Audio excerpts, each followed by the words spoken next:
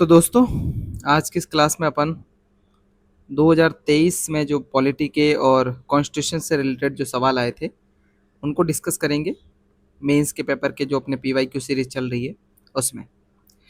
ठीक है, तो इनसे अपने को समझना है कि कैसे एक जो आंसर्स जो क्वेश्चन है उसका मॉडल आंसर लिखा जा सकता है ना। इससे ये भी हो जाएगा कि आपकी चीज़ें क्लियर हो जाएगी कि आपको कैसे आंसर लिखना है, हाउ। ठीक है, कैसे लिखना है।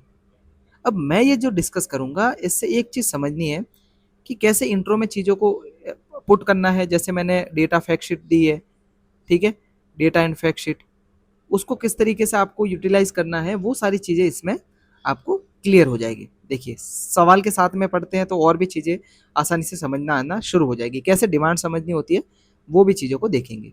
ठीक है, ओके।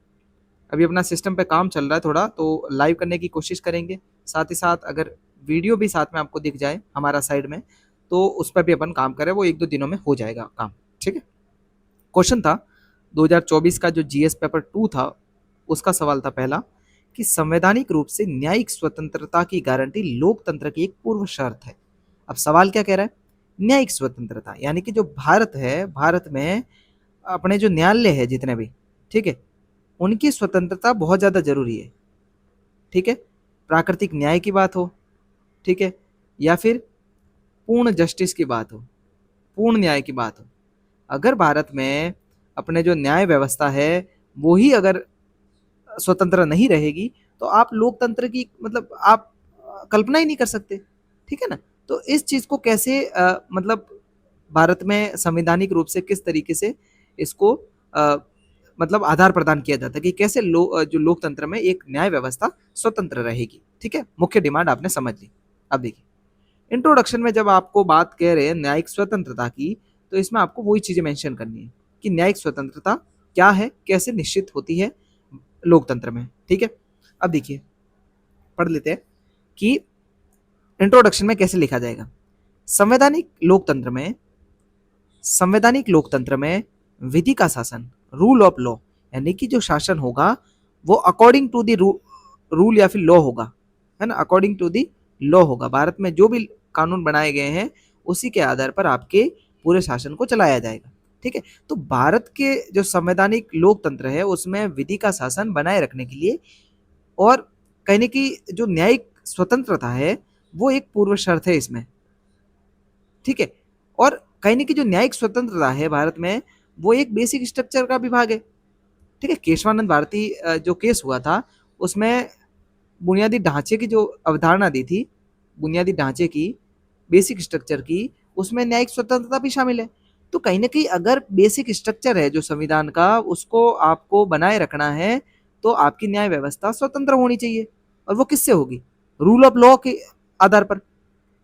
ठीक है, तो भारत का संविधान आर्टिकल 50 जिसमें कार्यपालिका को न्यायपालिका से पृथक रखने की बात करता है ना। और कहीं ना कहीं जो पूर्व मुख्य न्यायाधीश रहे हैं जेएस वर्मा जी, उन्होंने भी कहा है कि एक स्वतंत्र न्यायपालिका लोकतंत्र की वह धुरी है जिस पर नागरिकों के अधिकारों का संरक्षण टिका हुआ है। अब इससे बढ़िया इंट्रोडक्शन नहीं होगा। आपने आर्टिकल 50 भी मेंशन कर लिया, ठीक है, और उसमें कहीं ना कहीं नागरिक अधिकारों की भी बात जेएस वर्मा के कथन द्वारा आपने लिख लिया। तो आपने दो दो फैक्ट मेंशन कर लिए, एक पूर्व सीजीआई के कथन के साथ में, दूसरा भारतीय संविधान के आर्टिकल 50 के आधार पर। ठीक है, तो आपने इंट्रोडक्शन में ये चीज प्रूव कर ली कि कैसे भारतीय संविधान में न्यायपालिका को स्वतंत्र रखने की बात कही है। इंट्रोडक्शन में ब्रीफली आपने बता दिया। ठीक है, अब जब सवाल में पूछा गया कि भाई लोकतंत्र की एक पूर्व शर्त क्या है, न्यायिक स्वतंत्रता, तो वो आपको बताना है कि भाई कैसे न्यायिक स्वतंत्रता एक लोकतंत्र की पूर्व शर्त है।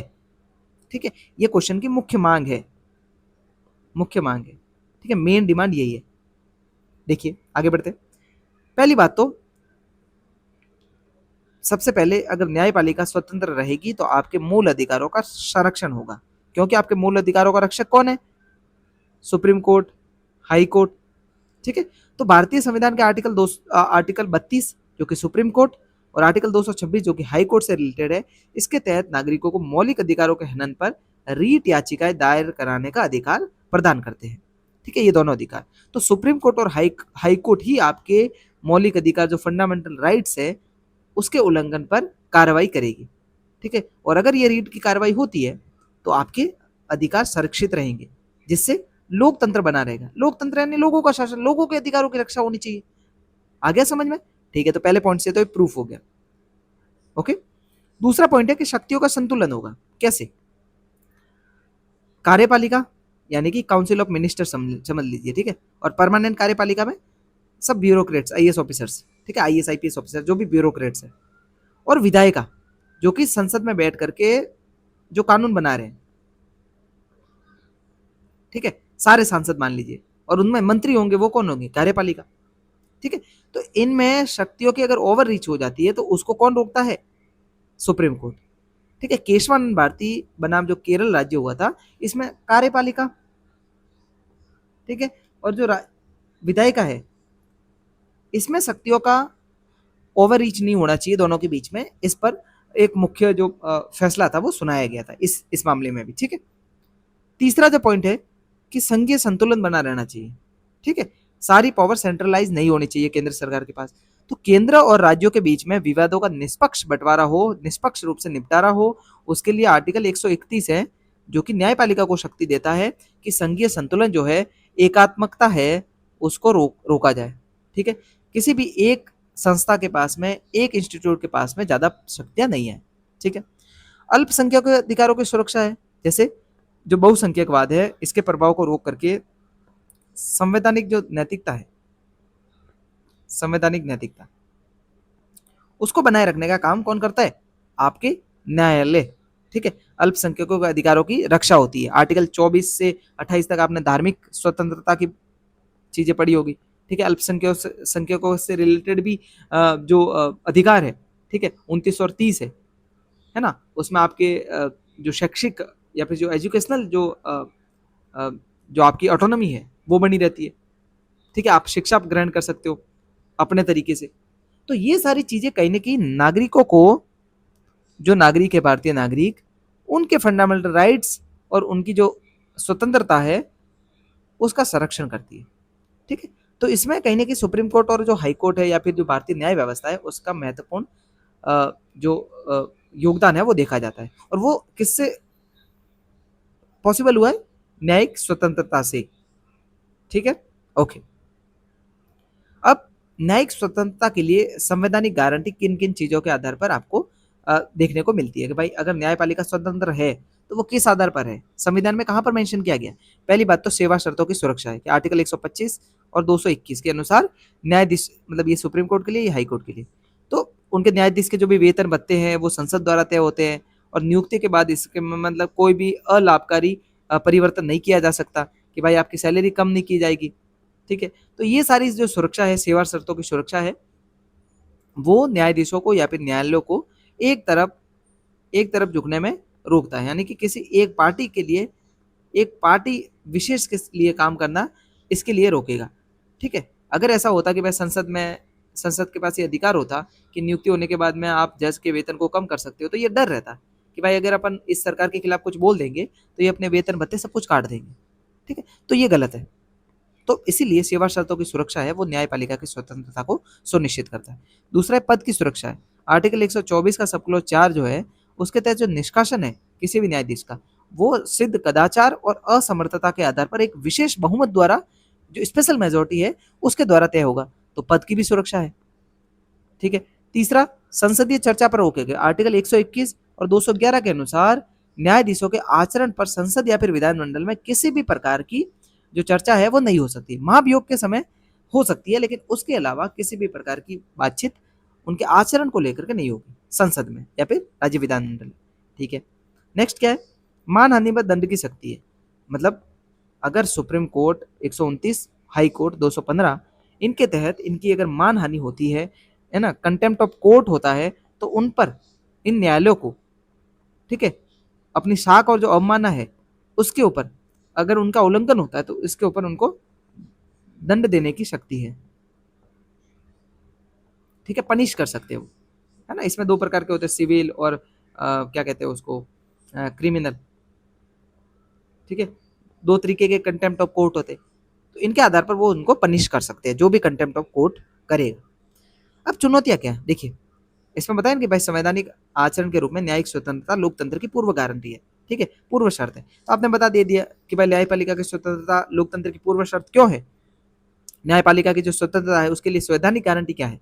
और कुछ न कुछ चुनौतियां भी आपने बता दी कि भाई देखिए नियुक्ति प्रक्रिया पर विवाद रहते हैं कि कॉलेजियम प्रणाली है, और जो एनजीएसी आया था 2014 में 99 कॉन्स्टिट्यूशन अमेंडमेंट एक्ट, उसको रद्द कर दिया गया, ठीक है। तो कहीं ना कहीं नियुक्ति प्रक्रिया है उसमें कॉलेजियम का बहुत ज़्यादा रोल हो जाता है, तो वो कहीं ना कहीं एक चिंता का विषय बना रहता है हर बार, ठीक है। दूसरा है सेवानिवृत्ति के बाद पद, ठीक है। विधि आयोग की जो 14वीं रिपोर्ट थी उसमें बताया गया कि भाई सेवानिवृत्ति के तुरंत बाद सरकारी पद स्वीकारने पर रोक की सिफारिश की गई थी, लेकिन ये अभी तक इम्प्लीमेंट नहीं हो पाया। पूर्व सीजीआई थे, नाम नहीं बोलूंगा मैं, और उनको राज्यसभा का सदस्य चुना गया। सीजीआई थे या पे जज थे, लेकिन उनको मतलब चुना गया कि भाई वो राज्यसभा के सदस्य के रूप में काम करेंगे। तो ये चीज़ें भी है कि भाई अगर सेवानिवृत्ति हो गई उसके बाद में आपको राज्यसभा का सदस्य चुना जाएगा, तो आप सरकार के लिए मतलब कहीं ना कहीं टिल्ट रहोगे उनके पक्ष में फैसले सुनाने के लिए। तो ये भी मतलब समस्या है, ठीक है। और फिर लास्ट में भाई आप निष्कर्ष लिखोगे कि देखिए संसदीय स्थायी समिति की रिपोर्ट है 135वीं 2023 में रिपोर्ट ये पब्लिश हुई थी कि न्यायाधीशों की संपत्ति के प्रकटीकरण और उच्च न्यायपालिका में नियुक्ति हेतु पारदर्शी मानदंड को आप लोगों को अपनाना पड़ेगा। तो यहाँ से कुछ फैक्ट्स निकल गए आपके, ठीक है। ये मैं बताऊंगा कि इस क्वेश्चन से क्या क्या अलग से लिखा जा सकता है आपके नोट्स के वैल्यू एडिशन के लिए। साथ ही साथ निष्कर्ष में आप लिख सकते हो भाई कि जो न्यायिक स्वतंत्रता है केवल न्यायपालिका का विशेष अधिकार नहीं है, बल्कि नागरिक अधिकारों की भी ढाल है कि अगर न्यायपालिका स्वतंत्र रहेगी तभी नागरिकों के अधिकार सुरक्षित रह पाएंगे, ठीक है। सेकंड जो न्यायाधीश मामला था 1993 में, इसके सिद्धांत को बनाए रखते हुए चयन प्रक्रिया में पारदर्शिता और उत्तरदायित्वता यानी अकाउंटेबिलिटी का संतुलन आपको रखना पड़ेगा, ठीक है। तो इसमें होलिस्टिकली समझ लेते हैं एक बार इसमें से क्या चीज़ें निकाली जा सकती है, देखिए, ठीक है। अब शक्ति संतुलन के लिए आपने एक केस लॉ निकाल दिया, केशवानंद भारती वाला, ठीक है। सेवा शर्त, पद की सुरक्षा, संसदीय चर्चा पर रोक, इसमें से कुछ आर्टिकल आप याद कर सकते हो, है ना।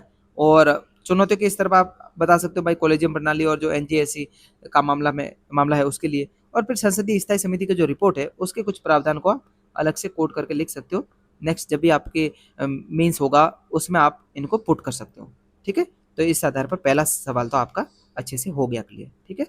दूसरा सवाल था निःशुल्क कानूनी सहायता प्राप्त करने का हकदार कौन है, ठीक है। निःशुल्क कानूनी सहायता के प्रतिपादन में राष्ट्रीय विधि सेवा प्राधिकरण नालसा, ठीक है, इसकी भूमिका बताइए। सिंपल सा सवाल है कि भाई देखिए जो निःशुल्क कानूनी सहायता है वो किन किन को मिल सकती है भारत में, और नालसा की भूमिका उसमें क्या है निःशुल्क कानूनी सहायता प्रदान करने में, ठीक है। डिमांड आ गई समझ में, दो तरीके के सवाल है उसको आपको लिखना है। फिर इंट्रोडक्शन में वही बात कि देखिए निःशुल्क कानूनी सहायता की बात हो रही है, तो इसको आपको बताना पड़ेगा कि भाई कौन से आर्टिकल में इसको दे रखा है। तो भारतीय संविधान का जो आर्टिकल 39A है, जो कि 42nd कॉन्स्टिट्यूशन अमेंडमेंट एक्ट 1976 के थ्रू जोड़ा गया था, तो 39A क्या कहता है कि राज्य को समान अवसर के आधार पर न्याय को बढ़ावा देने और पात्र नागरिक जो है उनको मुफ्त कानूनी सहायता प्रदान करने का निर्देश देता है, ठीक है। 39A किसको निर्देश है, राज्य को। क्या निर्देश है कि भाई न्याय को बढ़ावा देना है अवसर की समानता के आधार पर, और कहीं ना कहीं जो नागरिक पात्र है जिनको जो मतलब अफोर्ड नहीं कर सकते न्याय को, उनको आपको निःशुल्क न्याय प्रदान करना पड़ेगा, ठीक है। ये अधिकार आर्टिकल 21 के तहत जीवन और स्वतंत्रता जो व्यक्तिगत स्वतंत्रता है उसके अधिकार के अंतर्गत एक अभिन्न अंग माना गया है। और इसको किस केस लॉ के थ्रू ऐड किया गया था, तो हुसैन आरा खातून बनाम जो गृह सचिव बिहार राज्य 1979 का मामला था, उसमें इस चीज को स्पष्ट किया गया था। आ गया समझ में, मतलब आर्टिकल 21 का ऐसा नहीं है कि वो उसका पार्ट है, नहीं, उसका एक मतलब उसका एक अभिन्न हिस्सा है कि भाई अगर जीवन की स्वतंत्रता आपको अचीव करनी है तो उसके लिए आपको न्याय मिलना ज़्यादा जरूरी है। अगर आपको न्याय नहीं मिल पा रहा है समय पर, तो आपकी जीवन की स्वतंत्रता आर्टिकल जो 21 है उस वो फुलफिल नहीं हो रहा है, ठीक है। तो इनडायरेक्टली ये बात कही जा रही है, ओके। तो पहली बात क्वेश्चन में ये है कि हकदार कौन है, तो हकदार में आप लिखोगे कि भाई विधिक सेवा प्राधिकरण अधिनियम 1987 में, ठीक है, एलएसी एक्ट था, इसकी धारा 12 के अनुसार जो व्यक्ति पात्र है उसमें देखिए अनुसूचित जाति एससी और एसटी के सदस्य, ठीक है, महिला एवं बच्चे, मानव तस्करी के जो शिकार होंगे या फिर बेगार और जो बंधुआ मजदूरी करने वाले जो लोग होंगे वो सामूहिक आपदा, हिंसा, बाढ़, भूकंप या फिर औद्योगिक आपदा से पीड़ित जो भी नागरिक होंगे, औद्योगिक जो कर्मकार है, इंडस्ट्रियल जो वर्कर्स है, ठीक है, वो हिरासत कस्टडी में निरुद्ध व्यक्ति यानी जैसे विचाराधीन कैदी है, विचाराधीन कैदी, ठीक है, वो होंगे। प्लस मानसिक रूप से जो अस्वस्थ है या फिर दिव्यांग जन है उनको भी नालसा के थ्रू निःशुल्क जो कानूनी सहायता है वो प्रदान की जाएगी। ठीक है, आय सीमा क्या है, राज्य सरकारों द्वारा निर्धारित की जाती है वार्षिक आय सीमा, और वो सामान्यतः 3 लाख या फिर केंद्र शासित में 5 लाख तक की जो आय सीमा है उसके अंतर्गत आने वाले लोग सभी इसमें शामिल होंगे। विधिक सेवा और जो लीगल सर्विस है उसका स्ट्रक्चर जो है वो देखिए, तालुका स्तर पर टीएल्स एससी, डीएलएस नालसा जिला स्तर पर, सालसा राज्य स्तर पर और नालसा है वो राष्ट्रीय स्तर पर काम करती है। तो ये 4 स्तरीय संस्था है। ठीक है, आ गया समझ में? ओके। अब देखिए नालसा की भूमिका पूछी थी सेकंड पार्ट में क्वेश्चन के, तो आपको भूमिका और उपलब्धियां को गिनाना है इसके थ्रू। पहली बात तो लोक अदालतों का आयोजन, नालसा ने राष्ट्रीय जो लोक अदालतें हैं इसके माध्यम से करोड़ों मुकदमों को सौहार्दपूर्ण तरीके से निपटाया। ठीक है, जो नालसा का डेटा है वो ये बताता है कि 2023-24 के अनुसार या फिर केवल 2023 में 1.5 करोड़ से भी अधिक मामलों का निपटान किया गया नालसा के थ्रू। ठीक है, दूसरा legal aid and defence council जो है वो आपराधिक मामलों में गरीब जो आरोपियों है, जो भी आरोपी होता है उसकी जो गुणात्मक कानूनी जो प्रतिनिधित्व है वो नालसा के द्वारा किया जाता है। ठीक है, और उसमें भी legal aid and defence council जो होती है वो करती है ना, और उन्हीं के प्रतिनिधित्व में LADS मॉडल लागू किया गया जो कि कहीं ना कहीं जो मतलब न्याय को अफोर्ड नहीं कर सकते आपराधिक मामलों में भी उन गरीब जो आरोपी है ना, जो लो इनकम आरोपी होते हैं उनको कहीं ना कहीं न्यायिक जो पहुंच है उसको प्रदान किया जाता है। ठीक है, दिशा और टेलीलॉ, अब देखिए क्या है ये, इलेक्ट्रॉनिक्स और IT मंत्रालय के सहयोग से ग्रामीण क्षेत्रों में सामान्य जो सेवा केंद्र है CSC सेंटर्स है इसके माध्यम से मुफ्त रूप से कानूनी परामर्श भी दिए जाते हैं। तो ये भी नालसा का काम है। ठीक है, जेल कानून सहायता क्लिनिक, इसमें क्या होता है, जेल लीगल एड क्लिनिक, इसमें होता है कि जो विचाराधीन कैदी है उसको कानूनी परामर्श और जमानत आवेदन में कहीं ना कहीं उनको सहायता दी जाती है। ठीक है, तो ये 4 कुछ काम है जो कि नालसा के द्वारा अभी मतलब किए गए हैं या फिर किए जाते हैं। तो इसको आपको मतलब अलग से भी थोड़ा कोट कर लेना है, कुछ डेटा फैक्ट वगैरह है। अब देखिए, अब हालांकि देखिए एक चीज ये भी समझनी है, आकलन करने का बोला है, आपको खुद को आकलन करने बोला है, तो इसमें आपको कुछ चुनौतियां कुछ कमियों को भी बताना है। ठीक है, तो इसमें आप जब भी कमी बताओगे कि देखिए पहली बात तो जागरूकता का प्रभाव है कि इंडिया जस्टिस रिपोर्ट जो है 2022 है उसके अनुसार 70% से भी अधिक पात्र नागरिक मुफ्त कानूनी सहायता योजनाओं से अनजान है, उनको पता ही नहीं है कि भाई उनके लिए कुछ ऐसे प्रोविजंस भी है। ठीक है, दूसरी बात गुणवत्ता की समस्या, जैसे लीगल एड जो है वकीलों को कम मानदेय या फिर प्रतिबद्धता में कमी को मतलब दर्शाती है कि भाई उनको पैसा कम मिल रहा है तो वो कहीं ना कहीं सीरियस भी कम होते हैं। ठीक है, उनको ऐसा लगता है कि यार पैसा कम मिला तो अपन क्यों ही सीरियसली इसको किया जाए। ठीक है, तो फिर निष्कर्ष और वे फॉरवर्ड में क्या लिखोगे आप कि देखिए लीगल एड वकीलों को जो लीगल एड प्रदान करते हैं उनके कहने की आपको सैलरी को बढ़ाना पड़ेगा, मानदेय को बढ़ाना पड़ेगा। ठीक है, यंग जो लॉ ग्रेजुएट्स हैं उनको नालसा में अनिवार्य इंटर्नशिप देनी चाहिए और AI संचालित जो कानूनी सहायता प्रणाली है उसको भी आपको अपनाना पड़ेगा। तो ये चीजें हैं कुछ जिनको आप अपना सकते हो और भी इसको थोड़ा सफल बनाया जा सकता है। फिर निष्कर्ष में मतलब ये दो चीज़ इसलिए बता रहा हूँ कि जहाँ पे भी चुनौतियाँ हैं उनके समाधान के रूप में वे फॉरवर्ड को मेंशन कर सकते हो, और नॉर्मली आप निष्कर्ष भी अगर लिखना चाहो तो उसको भी मेंशन कर सकते हो। ठीक है, खातरी बनाम जो बिहार राज्य 1981 का मामला था, इसमें सर्वोच्च न्यायालय ने दोहराया था कि जो कानूनी सहायता है वो राज्य का संवैधानिक दायित्व है, कर्तव्य है कि राज्य उनको प्रोवाइड करवाए इस चीज को जो कि अफोर्ड नहीं कर सकते न्याय व्यवस्था को। ठीक है, न कि धर्मार्थ कार्य, कोई ऐसा नहीं है कि भाई तुम ट्रस्टीशिप वाली चीजें चला रहे हो, नहीं, ये आपका दायित्व है, आपको राज्य को नागरिकों को अफोर्डेबल